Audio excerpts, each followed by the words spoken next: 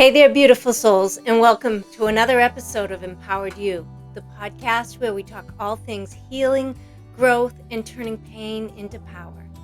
I'm your host, Jill Ripley, and it is my intention to use my own personal experience to help you or someone you love to open to the idea of letting go of past pain and using it as a springboard for personal growth. As always, much of what I share here is inspired by my own journey that I wrote about in my book, Empowered by the Storm, Releasing the Past and Embracing the Light. If anything I talk about today resonates with you, I invite you to check it out. It's available on Amazon or through my website at empoweredbythestorm.com. Today, we'll be exploring the deeply profound and transformative journey of learning to love yourself. Now, what do you think about when I say the word self-love? Does it sound selfish to you? Does it sound far-fetched or unattainable? I am here to tell you that it is not only possible, but it is absolutely necessary for personal growth and for the ability to truly love those around you. When we lack the capacity for self-love, we're often critical of those around us. When we love ourselves without condition, we can also learn to see past perceived imperfections in others. There are so many factors that contribute to our sense of self-worth or our lack of self-worth. One important truth to recognize is that the most formative years of our lives, the programming years, happen between birth and around age 7. These are the years when our imaginations run wild and we're extremely impressionable. Our brains are like little sponges, absorbing everything around us without filters. We're not yet capable of critical thinking the way adults are. Instead, we live in kind of an imaginative, emotionally driven state where everything we see, hear, and feel becomes embedded deeply within our unconscious mind. If we're praised, we internalize this as I am good. And if we're criticized, dismissed, or neglected, even unintentionally, we often interpret that as I'm not enough, or I'm bad, or I have to earn love to be safe. We may not remember every moment from those early years, but they shape the lens through which we see ourselves. These moments dictate the stories we tell ourselves about our worth, about our place in the world, and whether or not we're lovable. And these ideas stay hidden deep within us until we purposefully bring them into conscious awareness. And because that programming runs so deep, we often carry those unconscious beliefs into adulthood without even realizing it.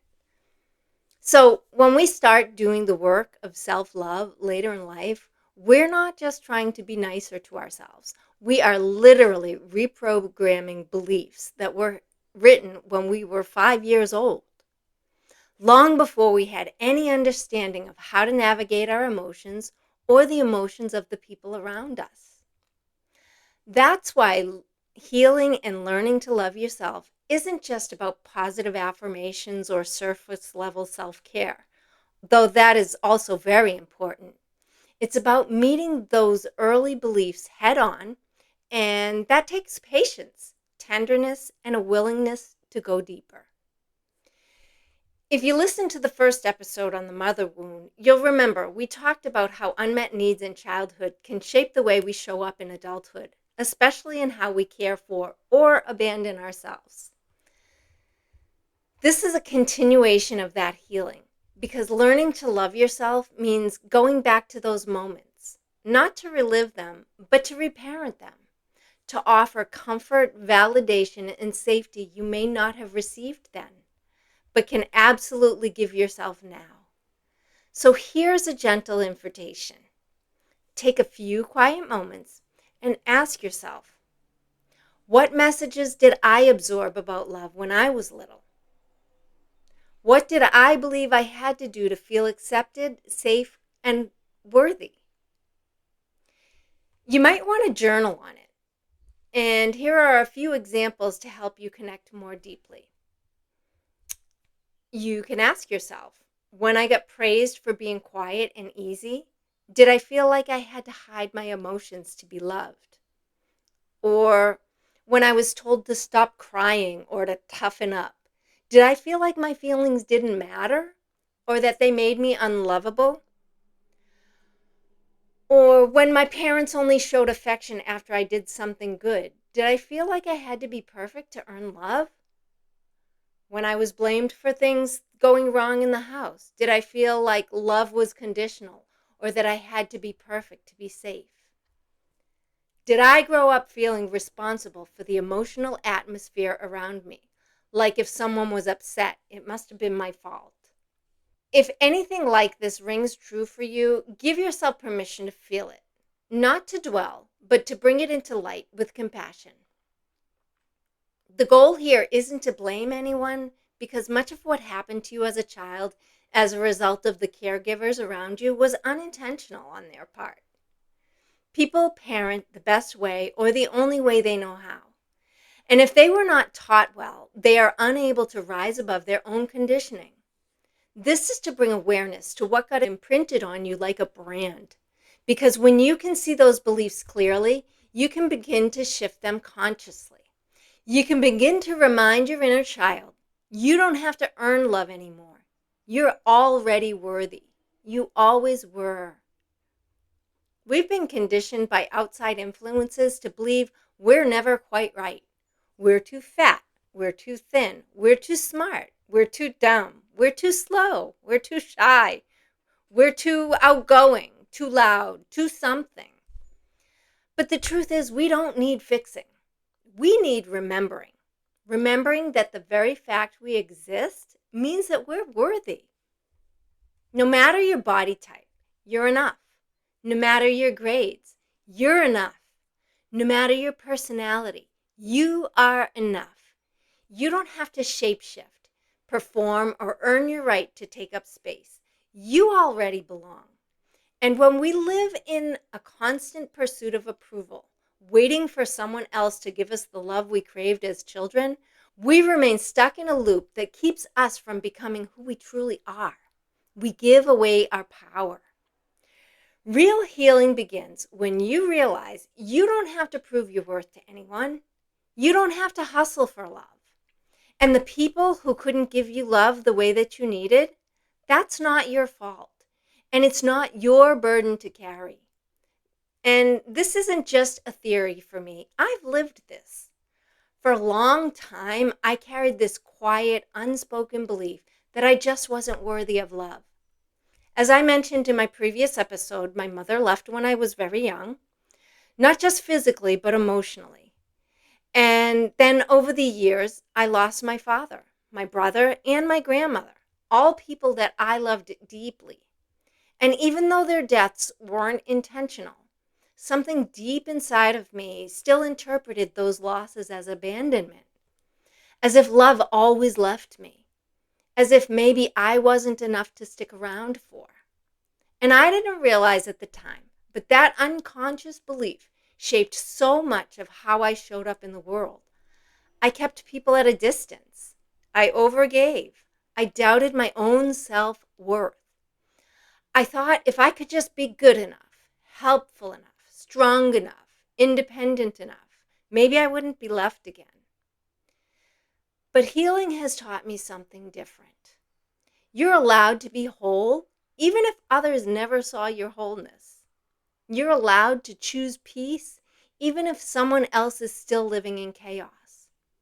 You're allowed to love yourself fully, even if no one taught you how. So, how do you begin to let go of the pain? How do you start to rewrite the story you've unconsciously carried for so long? The one that says you're not worthy, or not lovable, or not enough. It begins with compassion, not just for the people who hurt you, but for you, the version of you who is just trying to survive, the version of you who didn't know any other way, the version of you who still sometimes slips into those old thought patterns. Forgive yourself for your past mistakes. Start paying attention to your inner dialogue. When you mess up, when you feel vulnerable, What do you say to yourself? Would you say that to a child you loved, or a close friend, or anyone else you loved? If not, it's time to shift that voice from critic to caregiver. Start recognizing the goodness within you. Start a list of all your good qualities. I am sure there are many, even if you don't yet see it yourself. And if you find this challenging at first, ask a good friend to help you get started. Ask them about the good qualities they see in you. Each day, write down one thing that reflects the goodness in you, whether it's a kind gesture, a small win, or something you're proud of. It helps rewire your brain to see the good that's always been there. And as crazy as this may sound, practice speaking these good things to yourself in the mirror. I personally have it written on my bathroom mirror, I am enough. And I say to myself, I am enough. I have always been enough, and I will always be enough. It may feel uncomfortable at first, but that discomfort is often the resistance to receiving the love you've been withholding from yourself. Healing is tender work. Make sure your environment supports it. Whether it's a therapist, a trusted friend, or even just a healing podcast like this one, let yourself be supported. Letting go of past pain doesn't mean forgetting or pretending it didn't happen. It means choosing not to let it define who you are right now. You are not what happened to you.